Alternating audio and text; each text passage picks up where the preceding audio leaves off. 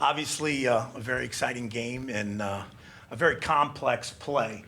So it's not something we see very common, but the rule is specific if you haven't had a chance to hear what went out over air. If you do have a rule book, if you go to Rule 8 in base running, Section 3P, it says that on an attempted squeeze play or a steal of home plate, the catcher steps on or in front of home plate without possession of the ball or touches the batter or the bat, the pitcher shall be charged with a balk and, keyword and there, the catcher with interference.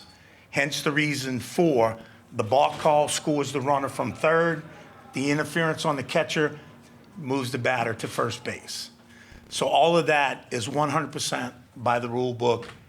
The ball becomes dead. The batter shall be awarded first base on the interference. The run scores, and the other runners, which was the run on first, advances to second base.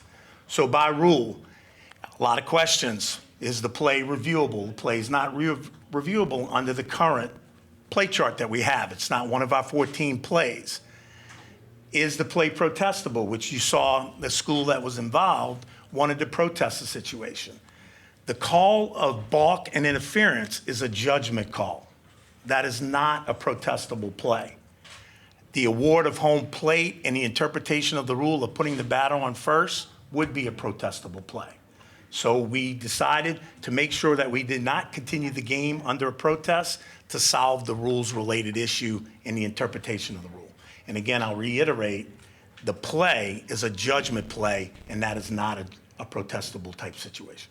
All right, we have time for a couple questions for Paul, and we get South Carolina in here. Anyone have a question? Yes, sir. Front row on the right. Paul, Steve Robertson with Gene's Page, 247 Sports. Is it a catcher box issue here or actual contact with the hitter? It's not a catcher's box situation. It's the catcher being on or front of home plate and not having possession of the ball.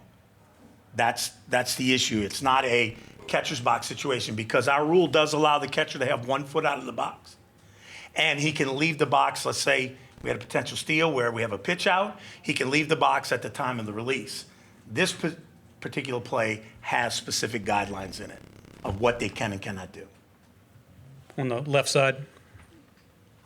Paul, does it change, Kevin Skarbinski with the SEC blog, does it change things if the pitcher steps off before he throws to the plate? Yes, then it becomes, then it's not a pitch, it's a play. And then he would be allowed, we don't have a pitch in that situation. So once he steps off, the pitch is not a hittable pitch, so it doesn't become interference on the batter, and the catcher's not underneath the same restrictions because he can't balk because he stepped off. Any more? One more for Paul.